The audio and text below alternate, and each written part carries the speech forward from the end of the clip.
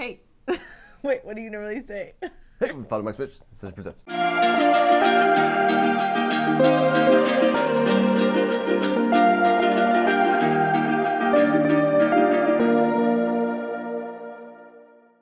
Hey, this is Jackie and Bobby with Ascension Presents, and today we're going to talk about taking your kids to Mass. It's an adventure. It is quite an adventure. So we're going to focus more so on little kids, having toddlers and an infant, some things that have helped us and we've learned along the way. Every family has to do what works for them. So these are just some advice and ideas that we've learned along the way. Take it or leave it. If it works for you, awesome. If it doesn't, that's how we come with parenting advice. Right. Take it if it works. But really, it becomes very difficult to take kids to Mass between the ages, like around 1, when they start becoming toddlers. Like babies, easy. But around 1, they start realizing they have a voice. And they're like, ah.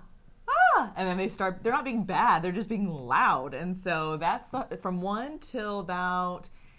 Abby around 3 started getting better. She's 4 now. She's still difficult. And we've heard some friends say that even up to 7 is really tough. So it depends on the kid, right? So some kids are learning how to be better. They can be a little more quiet. But right now, our 2.5-year-old, she doesn't know, she can't shh. Like that doesn't mean anything to her. That means be louder. And when we say, sit down, Daly, she gets more crazy. So we understand that if you have little kids, like going to Mass, you know, it's tough. It's really tough. So the first thing we'll share, that this may be really freeing to you. This may scandalize some of you, but this is one of the most freeing things I heard was that you don't have to bring your kids to Mass until they receive Holy Communion, until they're at that age of reason where they understand what the Eucharist is, and then they're part of the Christian community, and then they have to go every week. Up to that point, they're not mandated to go. They're not bound by ecclesiastic law. It says that in canon law, like until they hit the age of reason, which people have said is about 7. But especially when they receive Holy Communion, that's when they need to start going to Mass. But in this book that we read, we'll do a video later on the life of Saints Louie and Daly Martin, who've really inspired us. They're the parents of Saint Therese. So literally the parents of a saint. And a blessed. They had 5 daughters, are all saintly. Right? They're saints just for that reason. Yeah, and they're saints. And they were canonized saints a couple years ago. Yeah. The first married couple to ever be declared saints at the same exact time. And we read a biography on them, and it said that they did not bring their kids to Mass. They brought their kids to Mass here and there, but not regularly was it expected, or did they, until they had their communion around the age of 7. Yeah. So they were saints, they raised saints, and when they were really little, it wasn't expected. They were at Mass every weekend. It was also a time where they had a lot of help, and that's not our... They had the village, right? They had people helping so they could leave their kids. Now, not every one of you has that that kind of village. Or support network or family nearby, and so Mass can be tough. So personally, I will say, I wish that every church had these 3 things, these 3 options. For those of you families who want to take your kids to Mass, to be at Mass every Sunday, that's awesome. Great. You can totally do that. Especially when you have little, like, we're talking about kids under the age of reason who haven't received Holy Communion. If you want to take them to Mass, that should be an option, right? You shouldn't be forced to take your children, to be without your children at a Mass. I also wish people had a cry room. Now, we personally... Some of the cry rooms we've been to are like the pits of hell. Because it's where parents go to not parent. Sometimes, not every parent. And but sometimes it's rough. Now, you need it. Yeah, you need to escape. Because but I have a friend who is, her husband is, or if you have a husband who's like military or a firefighter or something, where they can't be there all. I have a friend who has 3 kids under the age of 3, and so she sometimes needs a cry room because you have to cry. And I've been to Mass by myself. Like, you have to be able to corral them because they're runners. You know what I'm saying? Like, you can only hold so many children on you at one time. That kids will run, and so you sometimes need that cry room. So don't judge parents if they need the cry room, okay? The other option that we have a church nearby, they have childcare from baby till like, there's one room it's like babies until 16. Until 16.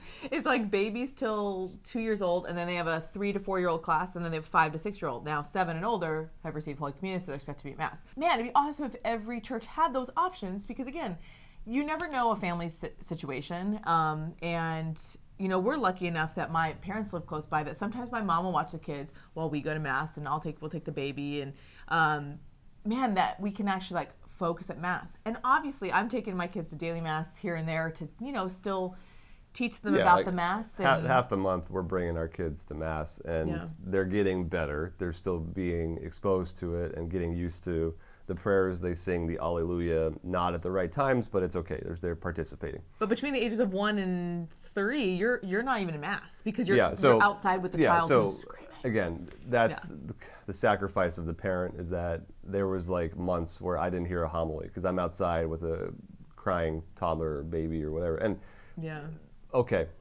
get over it. Like this season of life won't last forever. You're not in alone. So if you're in that, so get over it.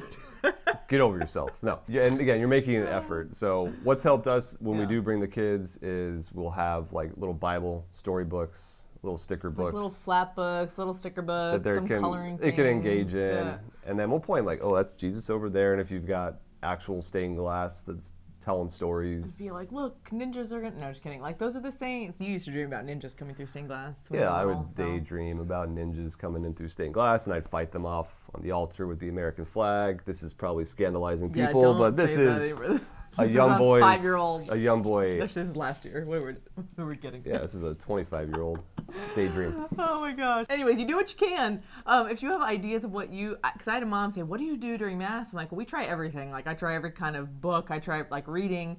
But literally, like one of our kids, I'll bring stuff, and for 2 seconds she can do it, and then it's done. And when Mass is an hour long, it's tough. Even at daily Mass, where you can hear a pin drop. I think that sometimes daily Mass is a little harder because there's not music, and so you can hear everything. You do what you can, okay? We're still trying to figure out with our little kids what works with each kid, because each kid's different. So we'll bribe them with a donut. If they're good, they get a donut. You get a donut. The 2-year-old gets coffee if she's good. Stop it, no, she doesn't.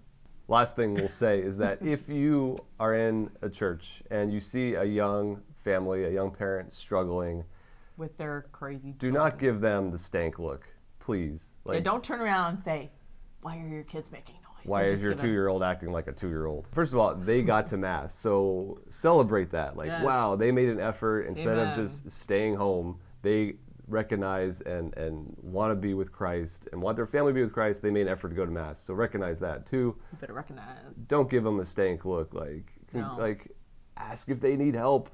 Like, we're supposed to be a church family. Like, see if they need help. Maybe help distract them. Don't take someone else's kids without their permission. Don't be that guy. Don't touch or kiss other people's children either. But again, like, support them. Pray for them. Like, say hi to them after Mass and say, great job today. You see when parents are struggling and making an effort, and it doesn't help to have, the church community looking at you like. So. Oh, I also remember it'd be awesome if every seminary had to take a toddler to Mass day, and seminarians, like you could just, every community, you could give them your craziest toddler at the time, which for us right now would be our redhead, and you could say, here, try taking them to Mass and see how it goes, because it's tough. So you need people to support you, whether it's and there are a lot of priests out there who are very like, listen, we need children at Mass because this is our church. Yeah, the sound of a crying baby is the sound of a growing church. Right. So be supportive of these families. We've had friends who've left Mass crying because there have been people who've been so rude to them. But then we've experienced both sides, but we've also experienced people who have helped us during Mass, like the little old ladies who are like, helping our kids to pay attention and just being so kind. So, Yeah. Be supportive. You're not in alone. If any of this has helped, great. Feel free to comment, subscribe, add a comment that maybe has helped. Jackie and Bobby the worst because they think it's not the good amount. We are the worst. So add a comment that whatever's helped you and your family, maybe someone else will benefit by it. Yeah. Throw up a hashtag Ask Jackie and Bobby if there's a specific question you'd like us to get to. Hopefully we'll get to it. Yeah. From all of us at Ascension, God bless.